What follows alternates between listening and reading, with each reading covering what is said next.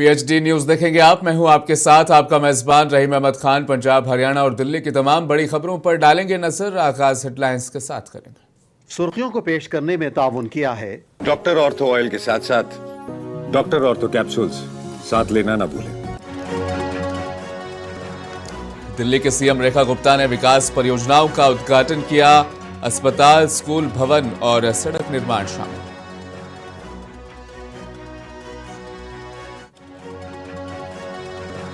चंडीगढ़ में industry labour friendly council की बैठक में सीएम नायब सिंह सैनी हुए शामिल। राज्य को औद्योगिक हब बनाने की दिशा में महत्वपूर्ण कदम।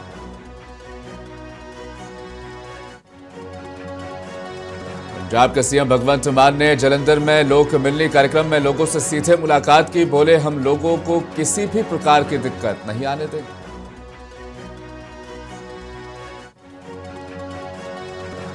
सबके दरमियान हंसती मुस्कुराती निकिता चली गई। अंबाला में नशे में धुत पुलिस वाले की बेकाबू कार ने छीन ली परिवार की खुशियां।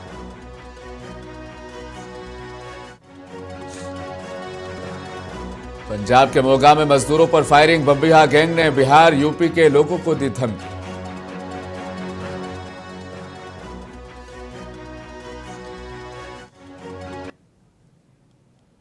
दिल्ली के सीएम रेखा गुप्ता ने कई विकास परियोजनाओं का उद्घाटन और शिलान्यास किया। यह समारोह दिल्ली के विकास को नई गति देने की दिशा में एक बेहद जरूरी कदम बताया जा रहा है। रेखा गुप्ता ने स्वास्थ्य, शिक्षा और बुनियादी ढांचे से जुड़ी कई परियोजनाओं का आगाज किया, जिनमें नए अस्पताल, स्कूल, भवन और सड़क निर्माण शामिल हैं। इन परियोजनाओं से दिल्ली वासियों को बेहतर सुविधाएं मिल सकेगी और दिल्ली का विकास हो सकेगा।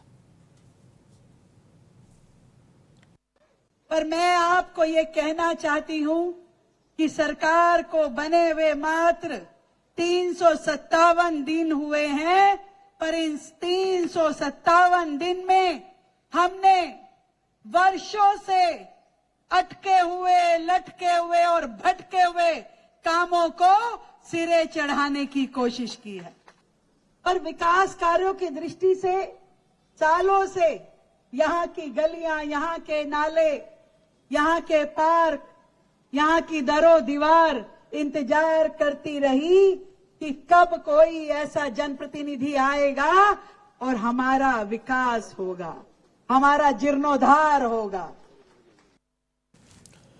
दिल्ली के सीएम रेखा गुप्ता ने निर्माण मजदूरों को सशक्त बनाने और राजधानी के ग्रामीण क्षेत्रों को विकास की गति देने के मकसद से कई पहल की घोषणाएं की, ऐलान किया। त्यागराज स्टेडियम में आयोजित एक बड़े जन कार्यक्रम में उन्होंने पंजीकृत निर्माण मजदूरों के 15,706 बच्चों की शिक्षा सहायता के लिए 12.5 करोड़ से ज्यादा की राशि उनके खातों में सीधी ट्रांसफर की गई। इस मौके पर मुख्यमंत्री ने गांव में नवनिर्मित पंचायत भवनों का भी उद्घाटन किया और 37 गांवों में 59 विकास परियोजनाओं की आधारशिला रखी।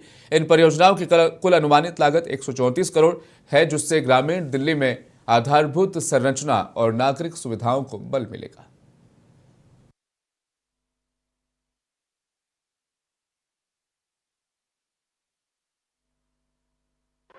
एक शानदार समय है ये, जब आप कॉलेज में हैं। यहां से ग्रेजुएशन, पोस्ट ग्रेजुएशन पूरी करके निकलेंगे तो एक अलग दुनिया में जाएंगे। तो आज इस दिन को सेलिब्रेट करें, इस लम्हों को एंजॉय करें और ये पूरा समय, जितने समय आप कॉलेज में रहें, कुछ नया सोचें, कुछ नया करें। इसीलिए आज का ये प्रोग्राम आप सबके लिए एंजॉय करें। भजन, clubbing. Thank you so much. Lok Sabha में राहुल गांधी ने एप्स्टीन फाइल को केंद्रीय मंत्री हरदीप पुरी से जोड़ा तो उन्होंने प्रेस कॉन्फ्रेंस कर उनको जवाब भी दिया। इस मुद्दे पर आम आदमी पार्टी के सीनियर लीडर अनुराग ठांडा ने कहा, हरदीप पुरी अब मुकम्मल तौर पर एक्सपोज हो चुके हैं, उनको इस्तीफा दे देना चाहिए या प्रधानमंत्री मोदी को चाहिए उन्हें कैबिनेट से निकाल दें। देखिए, देश लंबे समय से ये बात कर रहा था कि मोदी सरकार के ऊपर एप्स्टीन फाइल्स को लेकर के कुछ ऐसे राज हैं जिनका दबाव है। हरदीप पुरी जी ने कल सबसे पहले सिर बाहर निकाला। हरदीप पुरी जी ने कहा कि हाँ, मैं मिला तो था, पर डेलीगेशन के तौर पे 3-4 बार एप्स्टीन से मिला था। आज हमने यूएस जस्टिस डिपार्टमेंट के जो रिलीज्ड डॉक्यूमेंट्स हैं उसके आधार पे आज हमने ये बिल्कुल बिना किसी शक शुबा के ये स्पष्ट कर दिया है कि हरदीप पुरी जी पर्सनल कैपेसिटी में एक बीजेपी के सीनियर नेता होने के बावजूद वो एप्स्टीन से कई बार मिले, कम से कम 5 या 6 मीटिंग्स के वेरिफिकेशन उनसे होता है। और जिस तरीके का एप्स्टीन के साथ उनका रिलेशनशिप था वो बहुत कैजुअल था, वो फॉर्मल नहीं था कि किसी डेलीगेशन में कोई टाइम मांग के किसी तरीके से मिले हों।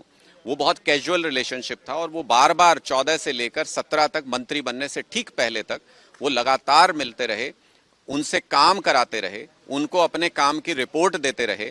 हमारा सवाल स्पष्ट है कि क्या इसी लॉबिंग, क्या इसी लाइजनिंग के आधार पे हरदीप पुरी जी को 2017 में मंत्री बनाया गया मोदी जी की सरकार में? और क्या हरदीप पुरी जी ने जिस तरह से झूठ बोलने का प्रयास किया, ऐसे ही मोदी सरकार भी राज छुपा रही है और यूएस के साथ कुछ डॉक्यूमेंट्स को सीज रखते हुए उसको जारी न करने के एवज में ट्रेड डील में भारत माता का सौदा कर लिया गया है? ये सवाल पूरे देश के मन में इस वक्त है। हरदीप पुरी जी पूरी तरह से एक्सपोज हो चुके हैं, उनको अपने पद से इस्तीफा दे देना चाहिए या मोदी जी को उनको मंत्री पद से हटा के इस बात की जांच करानी चाहिए कि ऐसा व्यक्ति जो यौन शोषण का आरोपी 8-9 में रह चुका है, जिसके ऊपर इतने घिनौने आरोप हैं, उसके साथ बीजेपी के सीनियर लीडर मंत्री बनने से ठीक पहले तक लगातार मुलाकात क्यों कर रहे थे, क्या लॉबी कर रहे थे? दिल्ली सरकार के मंत्री रविंद्र इंद्र सिंह और बीजेपी विधायक अशोक गोयल ने दिल्ली बजट को विकास का रोडमैप बताया है। केंद्रीय बजट में दिल्ली को जो राशि मिली है उसको लेकर उन्होंने मीडिया से बातचीत की। रविंद्र सिंह ने कहा कि 2025-26 जो बजट है, यूनियन बजट और दिल्ली का बजट, वो तमाम तबकों के लिए फायदेमंद रहेगा। साथ ही उन्होंने जिक्र किया, हमारी सरकार ने अभी 1 साल भी मुकम्मल नहीं किया और हम बहुत बेहतर काम कर रहे हैं, लोगों के लिए काम कर रहे हैं। परियोजनाओं की बात क्यों, आज हमने लगभग 114 करोड़ की परियोजनाओं का, लगभग 76 परियोजनाओं का अनावरण किया। वो ऐसे लाभ है कि, और ऐसी परियोजना है, पहले की पूर्ववर्ती सरकार थी जिन्होंने इन परियोजनाओं के लिए केवल 65 करोड़ रुपए का प्रावधान रखा था। दिल्ली के माननीय मुख्यमंत्री ने सभी अपने विधायकों को, पार्षदों को, यहाँ तक कि बस्तियों में भी सीधा संवाद कर बजट के लिए कहा गया कि जितना भी बजट लगे पर दलित बस्तियों का उत्थान होना जरूरी है। और मैं माननीय मुख्यमंत्री का कोटि अभिनंदन करता हूं कि जिस तरीके से उन्होंने पिछले 1 वर्ष में हर विधानसभा का ध्यान रखा है, हर ज़रूरत का ध्यान रखा है, तो मैं उनका बहुत बहुत अभिनंदन करना चाहता हूं। ये वाली सड़क जिस पर हम खड़े हैं, ये वर्षों से टूटी पड़ी थी। इसके लिए SC/ST मंत्रालय ने पहला बजट यहाँ पर पास किया, जिसका मोल टाउन विधानसभा के लोगों को बड़ा लाभ होगा। इसके साथ वाली जो सड़क है जो कि चंद्रावल को जा रही है, उसमें भी करीब 1 करोड़ रुपए खर्च होने वाला है, उसका भी उद्घाटन हम कर चुके हैं। हरियाणा के सीएम नायब सिंह सैनी की सदारत में, उनकी अध्यक्षता में चंडीगढ़ में इंडस्ट्री लेबर फ्रेंडली काउंसिल की एक अहम बैठक मुनक्किद की गई। बैठक में उद्योग और श्रमिकों के बीच बेहतर समन्वय कायम करने और औद्योगिक विकास को गति देने, दोनों विषयों पर तफसीली चर्चा की गई। हरियाणा सरकार मजदूरों के हितों की रक्षा करते हुए निवेशकों को, यानी जो इन्वेस्टर्स आएंगे, उनको ये विश्वास दिलाने की कोशिश और विश्वास जीतने के लिए नीतिगत सुधार कर रही है। बैठक में श्रम कानूनों को सरल बनाने और कौशल विकास पर खास तौर पर तवज्जो देने के लिए बातचीत की गई। ये कदम राज्य को औद्योगिक हब बनाने की दिशा में एक महत्वपूर्ण कदम बताया जा रहा है।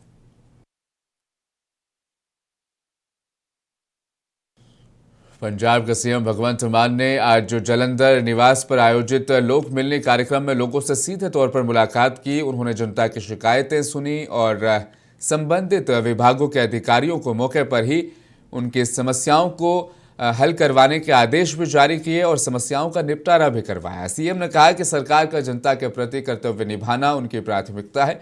हम लोगों को किसी भी प्रकार की दिक्कत का सामना नहीं करने देंगे।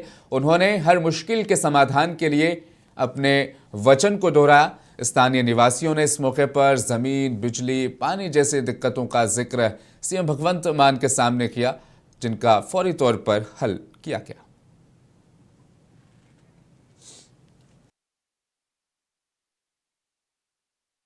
पंजाब के राज्यपाल गुलाब चंद कटारिया ने फाजिल्का जिले के अबोहर में नशे के खिलाफ जागरूकता रैली की क़यादत की। जो दूसरी लगातार दिन ये रैली आयोजित यहां पर हुई है। ये रैली नशा मुक्त पंजाब अभियान का हिस्सा है, जिसमें राज्यपाल ने मुकामी लोग, एनसीसी कैडेट्स और सामाजिक संगठनों के साथ पैदल मार्च निकाला। ये अभियान फाजिल्का, फिरोजपुर और तरनतारन में 4 दिवसीय पैदल यात्रा यानी इस अभियान का यह हिस्सा है, जिसकी शुरुआत 8 फरवरी को हुई। राज्यपाल ने गांव सुरक्षा समितियों से भी मुलाकात की और 1971 युद्ध के शहीदों को श्रद्धांजलि दी। विपक्षी नेताओं के बहिष्कार के बावजूद रैली में बीजेपी नेता और स्थानीय निवासी भी शामिल रहे।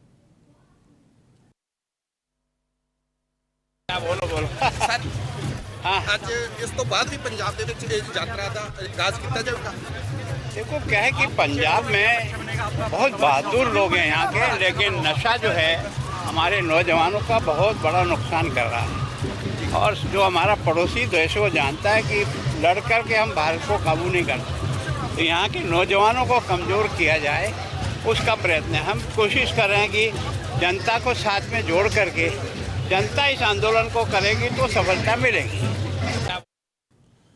ट्रेड यूनियनों के द्वारा बुलाए गए भारत बंद के समर्थन में जिले में पनबस कर्मियों और विभिन्न विभाग के स्थायी कर्मचारियों ने बुधवार को हड़ताल की। भारत बंद के आह्वान का व्यापक असर परिवहन और स्कूल सेवाओं पर देखने को मिला। Punjab roadways, PUNBUS, PRTC, contract worker union और बाकी जो संगठन हैं उन्होंने चक्का जाम किया। तकरीबन 80% सरकारी बसें सड़कों पर नहीं चल पाई। केवल नियमित कर्मचारियों के द्वारा सीमित बसें चलाई गई।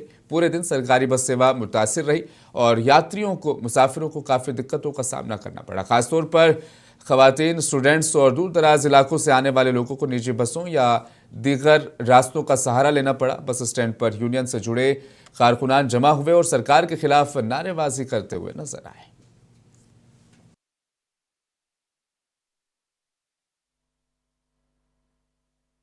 ਦਿੱਕਤ ਤਾਂ ਇਹ ਹੈ ਕਿ ਬਸ ਅੱਜ ਬੱਸਾਂ ਦੀ ਸਟ੍ਰਾਈਕ ਹੈ। ਕਹਿੰਦੇ ਗਵਰਨਮੈਂਟ ਬੱਸਾਂ ਚੱਲ ਨਹੀਂ ਰਹੀ ਆ, ਪ੍ਰਾਈਵੇਟ ਵੀ ਨਹੀਂ ਦਿਸ ਰਹੀਆਂ ਹੈਗੀਆਂ। ਤਾਂ ਹੁਣ ਸ਼ਾਮ ਨੂੰ ਡਿਊਟੀ ਵੀ ਕਰਨੀ ਹੈ। ਮੈਂ ਨਿਊਜ਼ਪੇਪਰ 'ਚ ਹੀ ਹਾਂ। वैसे परेशानी तो बहुत होती है जी, बहुत बड़ी परेशानी हो रही है सर। सुबह से खड़ा 9 बजे से मैंने हिमाचल के लिए बस लेनी है, लेकिन कोई बस नहीं मिल रही यहाँ पर। कहाँ से अभी आए? मैं लुधियाना से अभी आ रहा हूँ। कहाँ जा रहे हो? मैं जाना सुजानपुर, हिमाचल प्रदेश। यही कहना चाहूँगा कि ऐसा नहीं करना चाहिए। जो बेसिकली ट्रेवलिंग कर रहा बंदा तो परेशान हो रहा बहुत ज़्यादा। बहुत सारे काम होते हैं घर में, बहुत परेशानी हो रही है यार। बस नहीं मिल रही है। सुबह से चल रहे हैं, 8 बजे से तुरे हैं, 1-2 बज गए अभी। तो क्या दिक्कत, देखते हैं हम क्या करेंगे। हम घर तो गाँव तो जाना ही अपने।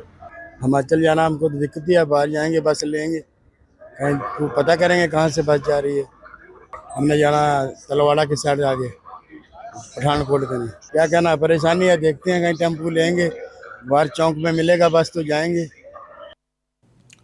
फरवरी 2026 में केंद्र सरकार की जो श्रम नीति आई हैं उसको विरोध को लेकर आज देश भर में भारत बंद का आह्वान ऐलान किया गया। इसका असर पंजाब में भी देखने को मिला।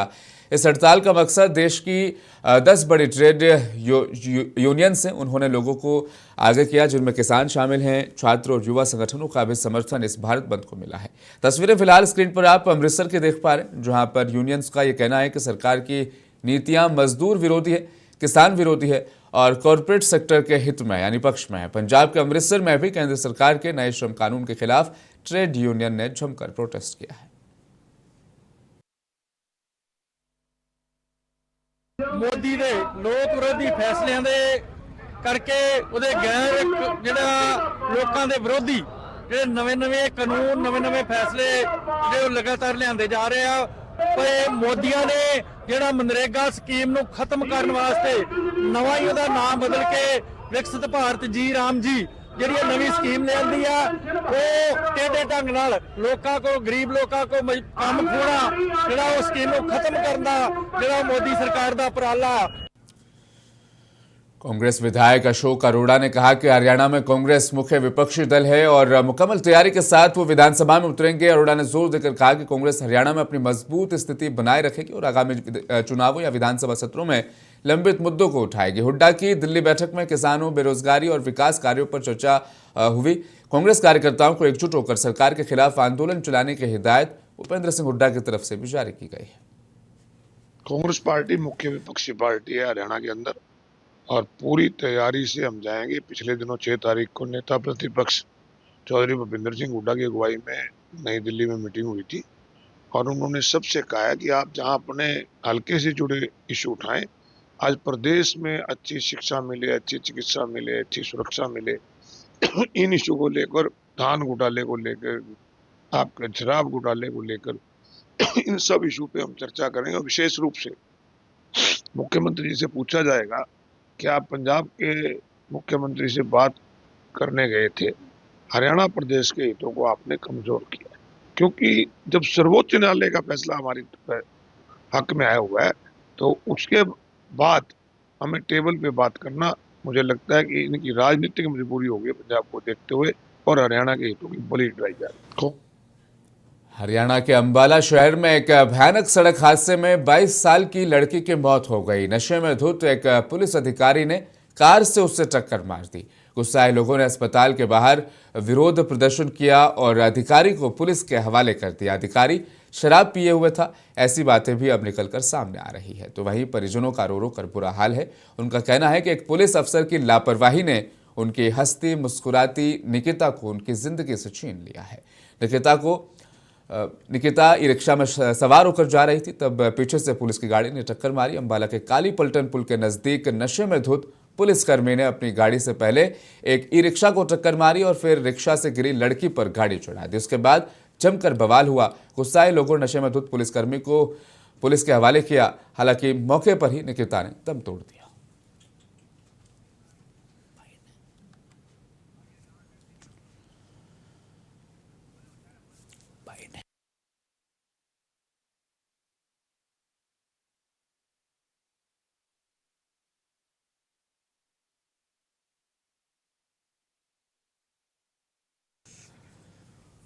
पंजाब के मोगा में अज्ञात हमलावरों ने मजदूरों पर फायरिंग कर दी, जिसमें 2 मजदूर जख्मी हुए हैं और उन्हें अस्पताल में भर्ती कराया गया है। फिलहाल उनकी हालत ठीक बताई जा रही है। इस वारदात के बाद बम्बिहा गैंग के मेंबर्स ने एक सोशल मीडिया पर एक पोस्ट वायरल किया, जिसमें बिहार और यूपी के मजदूर जो पंजाब जाकर खेतीबाड़ी करते हैं, खेतों में काम करते हैं, उनको धमकी दी गई है। एसएचओ गुरप्रीत सिंह के मुताबिक 3 हमलावर इस वारदात में शामिल थे।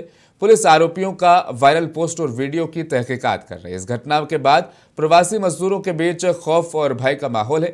ज्यादातर खेतों में काम करने के लिए यूपी, बिहार और आसपास के इलाकों से पंजाब पहुंचते हैं और उनका जीना फिलहाल यहां पर दूभर हो गया है। सरकार से अब प्रवासी मजदूर सुरक्षा की मांग कर रहे हैं। इनमें से ज्यादातर मजदूर उत्तर प्रदेश और बिहार के बताए जा रहे हैं। ਅਸੀਂ प्रशासन और सरकार से मांग कर रहे हैं कि ਜਿਹੜੇ प्रवासी चाहे कोई मोगा में या पंजाब में किसी भी कोने में, उनकी जो है कि सुरक्षा को जो है कि ध्यान में रख के उन्होंने जो है कि सुरक्षा बढ़ाई जाए। उस परिवार के साथ हम जो इस समय खड़े हैं दुख की घड़ी में, लेकिन अगर मैं ये सरकार से भी और यहाँ के साहब से भी, एसएसपी और डीसी साहब से विनती कर दें उनकी जितनी हो सके हेल्प किया जाए। तो सर बहुत हमारे प्रवासियों के लिए बहुत निर्दलीय है सर, इसलिए हम यही मांग करेंगे सरकार से और प्रशासन से कि जो प्रवासियों के ऊपर हमला कर रहे हैं उनके ऊपर उचित कार्रवाई की जाए। राजधानी दिल्ली में पिछले कई दिनों से क्राइम की वारदात लगातार बढ़ती नजर आ रही है। राजधानी में एक बार फिर नाबालिगों ने अपने साथियों के साथ मिलकर एक 17 साला नौजवान की चाकू से घोंदकर उसकी हत्या कर दी। बवाना की जेजे कॉलोनी का यह मामला है। बुधवार रात आधा दर्जन से ज्यादा हमलावरों ने 17 साल के नौजवान को झंडा चौक पर घेरकर पहले पीटा और फिर चाकुओं से ताबड़तोड़ उस पर वार किए। अस्पताल में नौजवान को मुर्दा करार दिया गया। पुलिस अब तेजी से कार्रवाई करते हुए 4 नाबालिग समेत 7 युवकों को इस मामले में गिरफ्तार कर चुकी है। पुलिस हत्या में इस्तेमाल 4 चाकू भी बरामद कर चुकी है। पुलिस का कहना है कि मृतक किशोर और हमलावर आपस में एक दूसरे को जानते थे, याराना और दोस्ती भी थी। फोन करके ही उसे बुलाया गया था। किसी बात को लेकर दोनों पक्षों में दुश्मनी वहां पर हुई। इसको लेकर मर्डर की यह पूरी वारदात अंजाम दी गई। एमएलसी रिपोर्ट में मृतक की छाती और शरीर के दूसरे हिस्सों पर चाकू के कई जानलेवा घावों का भी जिक्र है। पुलिस अब इस पूरे मामले की तहकीकात कर रही है। मेरा नाम बानो है। क्या हुआ? कोई कुछ नहीं, मेरा बच्चा कुछ नहीं किया, कुछ भी नहीं। कल गया फिर आया नहीं। हम बोला कि जा जरा सा देख के आऊँ, तो तुरंत में इतने में बोला कि तुम्हारे पोते को तो मार दिया। मैंने बोला मेरा पोता तो कुछ किया ही नहीं है किसी का कुछ, कैसे मार दिया, क्यों मारा? फिर चाची दौड़ी भी गई और देखो खून में लथपथ है, उसके आशा के दम तोड़ दिया। हाँ, कोई गलती नहीं, मेरा बच्चा कोई गलती नहीं की। कुल्हाड़ी मारा, चाकू मारा पेट में, फिर भी आके अपनी चाची के पास गिरा। हाँ, एक लड़का था उसके साथ छोटा सा, कि इसकी मैं क्या बचाता, मैं छोटा सा तो हूँ, रात को आके बोल रहा था, मेरे सामने ही मारा। कोई लड़ाई झगड़ा कहाँ, मेरा बच्चा लड़ाई करता, वो इससे लड़ाई करता।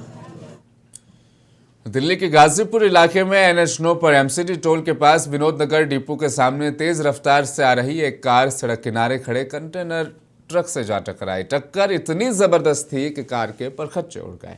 कार में कुल 5 लोग सवार थे। रफ्तार इतनी तेज थी कि हादसे में कार सवार 2 लोगों की मौके पर ही मौत हो गई, जबकि जो बाकी 3 हैं वो बेहद जख्मी बताए जा रहे हैं। हादसे की इत्तला मिलते ही गाजीपुर थाने की पुलिस मौका वारदात पर पहुंची। क्राइम टीम ने मौका वारदात का जायजा लिया और फोटोग्राफी के साथ जरूरी सबूत भी वहां से इकट्ठा किए। मृतकों के शवों को पोस्टमार्टम के लिए LBS मोर्चरी भेज दिया गया है। तो वहीं पुलिस का कहना है कि इस पूरे मामले की तहकीकात की जाएगी।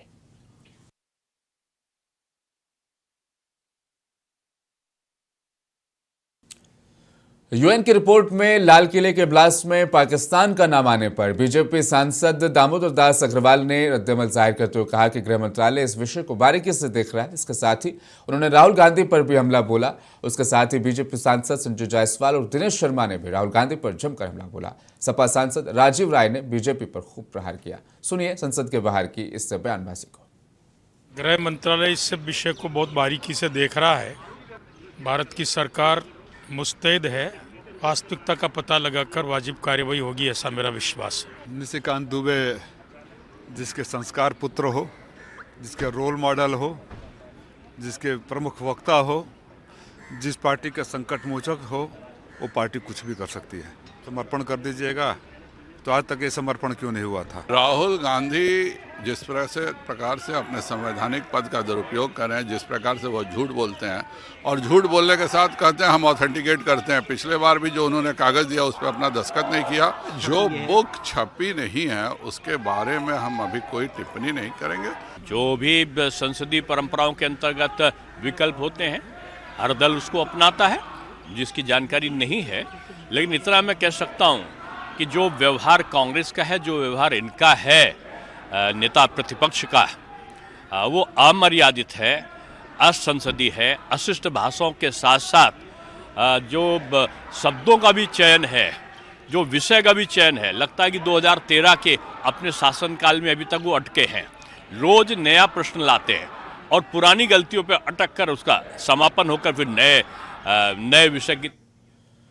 पंजाब, हरियाणा और दिल्ली की खबरों में फिलहाल बस इतना ही। मुझे दीजिए इजाजत। आप देखिए मुंसिफ टीवी की अगली पेशकश, बड़ी खबर।